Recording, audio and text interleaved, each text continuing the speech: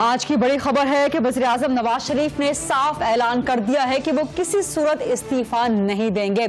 इससे पहले वज़रा के और वज़ीर-ए-आज़म साहब के दीगर मुशीरान और शरीफ फैमिली के दीगर लोगों के बयान तो आते रहे कि वज़ीर-ए-आज़म नवाज शरीफ मुस्ताफी नहीं होंगे, लेकिन आज पहली बार वज़ीर-ए-आज़म नवाज शरीफ ने इसका खुलकर ऐलान किया है। और इस ऐलान की अहमियत इसलिए भी है कि आज विफाकी काबीना का इंतहाई अहम इजलास हुआ, जिसमें वज़ीर-ए-आज़म नवाज शरीफ ने यह फैसला किया कि वो किसी सूरत इस्तीफा नहीं देंगे और उनके इस फैसले की तौसीक विफाकी काबीना ने की। इसके अलावा वज़ीर-ए-आज़म नवाज शरीफ साहब की तरफ से एक अहम बयान भी सामने आया। उनका कहना है कि JIT रिपोर्ट शरीफ फैमिली के जाती कारोबार के मुतालिक मफरूजों, इल्जामात और बहतानों पर मबनी है और ये मफरूजों, इल्जामात और बहतानों का सिर्फ एक मजमुआ है।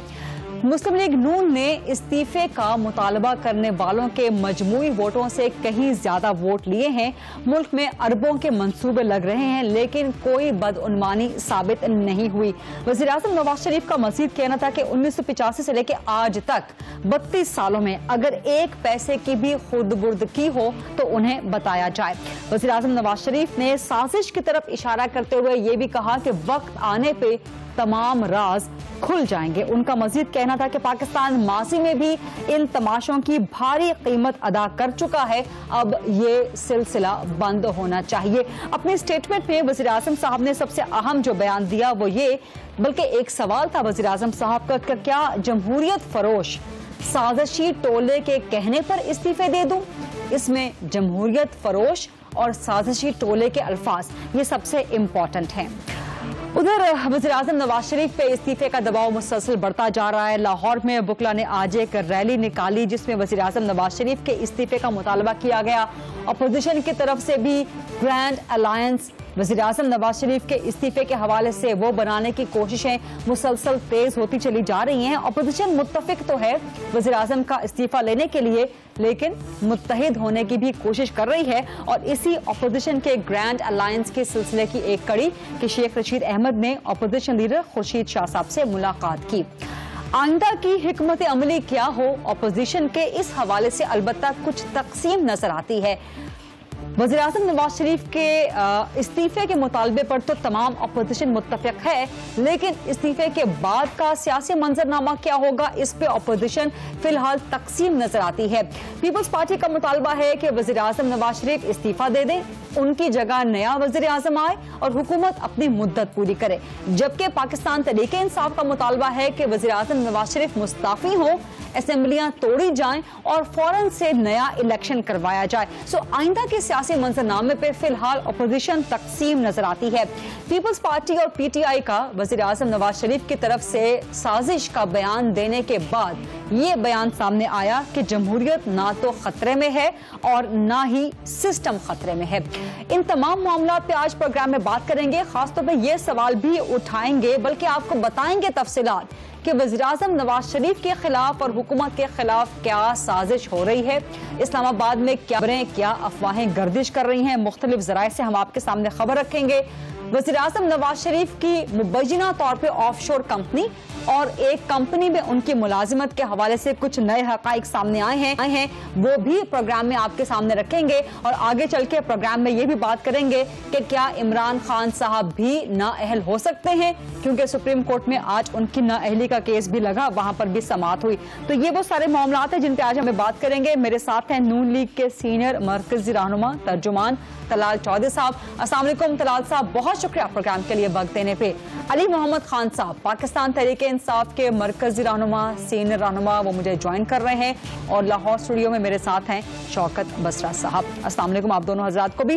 तलाल साहब, आपकी तरफ में आऊंगी सबसे पहले। वज़ीर-ए-आज़म साहब पर इस्तीफे का दबाव मजीद से मजीद बढ़ता जा रहा है। अपोजिशन की सारी तैयारियां आपके सामने हैं, ग्रैंड अलायंस बनाने की मुकम्मल कोशिश की जा रही है, लेकिन बड़ी बात यह है कि अपोजिशन आइंदा के मंजरनामे पे तकसीम नजर आती है। पीपल्स पार्टी कहती है कि आप लोग नया वज़ीर-ए-आज़म ले आए, नवाज शरीफ साहब इस्तीफा दें, जबकि PTI कहती है कि ना सिर्फ वज़ीर-ए-आज़म साहब इस्तीफा दें बल्कि असेंबलियां तोड़ी जाएं और नया इलेक्शन करवाया जाए। क्या कहेंगे तलाल साहब? बिस्मिल्लाहिर्रहमानिर्रहीम।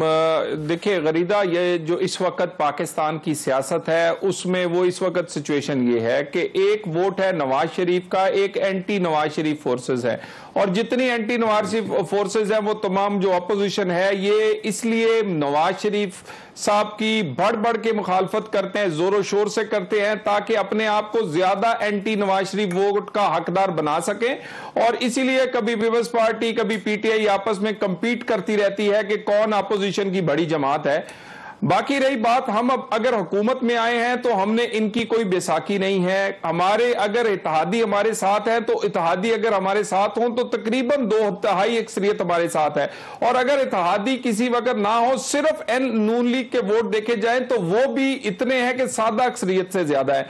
अब बार बार ये मुतालबा और मुतालबा भी पिछले 4 साल में कई दफा किया गया, कई बगैर वजह के किया गया, बल्कि एक आदत बना ली गई कि भी इस्तीफा ही मांगना है, सिर्फ इसलिए कि अगर आप किसी को असेंबली के अंदर या अवामी तौर पर शिकस्त नहीं दे सके तो अब सिर्फ कोई इखलाकी जवाब बनाकर कभी कोई इखलाकियात का दर्स देके कि जी इस्तीफा दे दिया जाए। मैं दोबारा कह दूं कि हमने कहा था कि हम ये सियासी और कानूनी जंग लड़ेंगे। उसका पहला पोर्शन जो है, पहला हिस्सा अभी कंप्लीट हुआ है जीआईटी वाला, अभी दूसरा हिस्सा जो है उसका बाकी है। अभी कानूनी तौर पर कोई फैसला नहीं आया, तो हमारा असूली फैसला यह है, हमारी पार्टी का यह फैसला था, प्राइम मिनिस्टर को जो राय दी गई थी कि कानूनी जंग लड़े, क्योंकि यह सियासी केस है, इसका कोई एहतसाब से बादशाह नहीं, इसका ये लोग इक्तदार तक पहुंचना चाहते हैं इस एहतसाब के नारे से।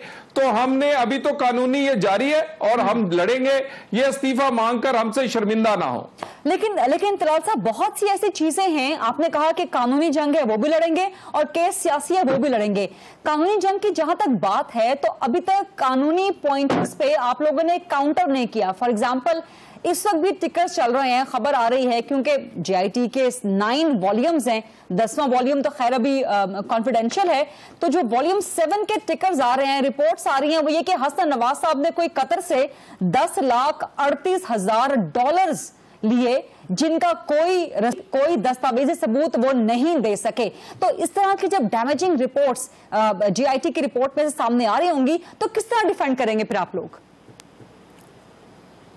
देखिए, सबसे पहले तो हमने जो कहा था उस पर तस्दीक की मोहर लगा दी जब जेआईटी ने रिपोर्ट दी। हाँ। ये पहली इंफॉर्मेशन, ये पहली इन्वेस्टिगेशन एजेंसी या बॉडी थी कि जिसने रिपोर्ट नहीं दी कि लोगों के करैक्टर सर्टिफिकेट दिए, जो अल्फाज नॉवेल्स में यूज होते हैं वो इन्होंने किया और बगैर किसी इख्तियार के किया। ये चलाक है, ये फ्रॉडिया है, ये झूठा है, ये फला है, मेरा मतलब इस तरह के अल्फाज, और वो हमारे खदशात पर क्योंकि इनसे ऐसे लोग शामिल हैं, इस तरह के लोग शामिल हैं कि जिनका माइंडसेट और जो इसी माइंडसेट से इस जीआईटी में आए थे और उन्होंने अपने माइंडसेट के मुताबिक रिफ्लेक्ट किया इस रिपोर्ट में। बाकी इस रिपोर्ट का जो तिया पांचा है, जो पोस्टमार्टम है, कानूनी लिहाज से, फैक्ट से और अपने काउंटर आर्गुमेंट से, वो हम करने जा रहे हैं सुप्रीम कोर्ट में। बिल्कुल ठीक है, आप कोर्ट में करने जा रहे हैं, लेकिन बहुत सी चीजें ऐसी हैं, फॉर एग्जांपल ये एक रैडले फॉरेंसिक लेबोरेटरी के कुछ डॉक्यूमेंट्स, मतलब 53 पेजेस, तो ये सिर्फ दस्तावेजी सबूत से भरे हुए हैं जीआईटी के। आप कहते हैं कि सिर्फ ख्यालात हैं, सिर्फ इल्जामात हैं जीआईटी की रिपोर्ट में, सिर्फ मफरूजे हैं, कि दस्तावेजी सबूत से भी भरी हुई है ये जीआईटी रिपोर्ट। दूसरी तरफ आपकी तरफ से दस्तावेजी सबूत नहीं दिए गए, ये भी जेआईटी रिपोर्ट का क्लेम है। तो आप लोगों की तरफ से दस्तावेजी सबूत क्यों नहीं आए जेआईटी के सामने, और किस तरह प्रेजेंट करेंगे आप लोग सुप्रीम कोर्ट के सामने? देखिए, अगर ये सिर्फ इतना जेआईटी साबित कर दे कि वजीर आजम की कोई ऑफशोर कंपनी क्या कोई दुनिया में कोई कंपनी है, तो हम समझेंगे हम केस हार गए। पैसे वो उनसे तनख्वाह लेते हैं, ये साबित कर दे तो हम समझेंगे ये सच्चे हैं। उसके बाद इनको जो चीज पसंद नहीं आई, जिसके लिए इनका कोई आर्गुमेंट नहीं चला, जिसके लिए कोई राय भी अगर बैन अल-अक़वामी किसी कानूनदान की हमारे हक, तो इन्होंने कहा उसका फंड नहीं मिलता। तलाल साहब, आपको जरा रोकूंगी और इंटरप्ट करने के माजरत, थोड़ी सी टेक्निकल प्रॉब्लम है आपकी आवाज में। अली मोहम्मद खान साहब, आपके पास में आऊंगी। जो मर्जी हो जाए, वजीर आजम नवाज शरीफ साहब इस्तीफा नहीं देने वाले, आप लोग जो मर्जी कर लें, पीटीआई वाले। अल्लाहुम्मा सल्लि व सल्लिम मुबारक अला सय्यिदिना मुहम्मद रसूलुल्लाह सल्लल्लाहु अलैहि वसल्लम।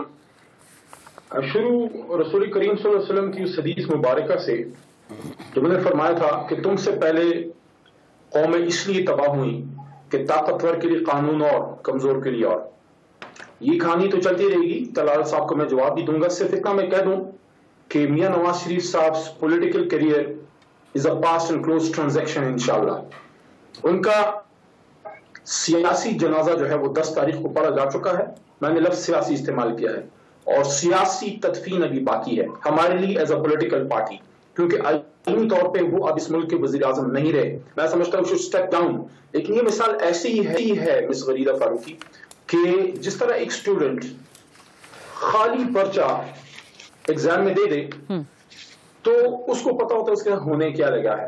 मियां साहब he knows what is writing on the wall. जो उनके पुराने लोग हैं, वो लोग नहीं जो मुस्तार लिए गए हैं, मुशर्रफ माफिया नहीं, जो नून ओरिजिनल लोग, वो 5-6 जो उनके साथ रह गए थे जब मियां साहब पे सख्त वक्त आया था, उनमें से एक ने उनको कहा है कि मियां साहब आपके पास सेफ और ऑनरेबल एग्जिट के रास्ते तो मजदूद हो चुके हैं, थोड़ी बहुत जो गुंजाइश है वो हर गुजरते लम्हे के साथ कम हो रही है। You better go, you better leave with some sort of a shred of an honour. लेकिन मियां साहब ने फैसला किया है कि नो, आपने मुझे यहां से, मैं कोई ऐसी बात नहीं करना चाहता मियां साहब के बारे में जो उनके सुनने वालों को मायूब लगे, बिलो द बेल्ट। सिर्फ इतना कहूंगा बहुत ही हल्का अल्फाज इस्तेमाल करते हुए, वो चाहते हैं उनको बाहर का रास्ता दिखाया जाए। वो सियासी शहीद होना चाहते हैं, सियासी तो ओके फाइन। इसी का जवाब देते हुए नून लीग ने कहा, आज वज़ीर आज़म साहब ने भी कहा कि वक्त आने पे तमाम राज खुल जाएंगे, तमाम साजिशें खुल जाएंगी। प्रोग्राम में लेते हैं।